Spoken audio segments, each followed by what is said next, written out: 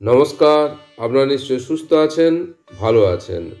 এবছর স্কুলে স্কুলে পরখ রাষ্ট্রীয় সর্বেক্ষণ হবে ৪ঠা ডিসেম্বর। তৃতীয়, ষষ্ঠ এবং নবম শ্রেণীর পড়ুয়াদের নিয়ে এই সমীক্ষা চালাবে কেন্দ্রীয় সংস্থা এনসিইআরটির অধীন পরখ বিভাগটি।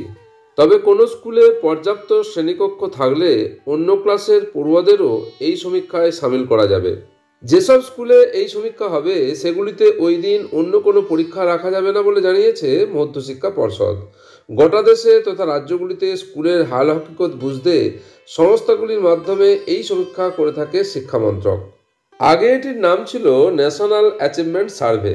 গণিত, বিজ্ঞান এবং ভাষা বিষয়গুলির উপরে পরীক্ষা হবে। এবছর সারা দেশে ৭৫,৫৬৫টি স্কুলের ২২,৯৪,৩৭৭ জন পড়ুয়াকে চিহ্নিত করা হয়েছে এই সমীক্ষার জন্য। ৪ঠা ডিসেম্বর স্কুলে স্কুলে পরখ রাষ্ট্রীয় সর্বেক্ষণের যে সমীক্ষা হবে তার তথ্য আপনাদের সঙ্গে শেয়ার করলাম। আশা করি উপকারে আসবে। আপনারা সকলে সুস্থ থাকুন, ভালো থাকুন।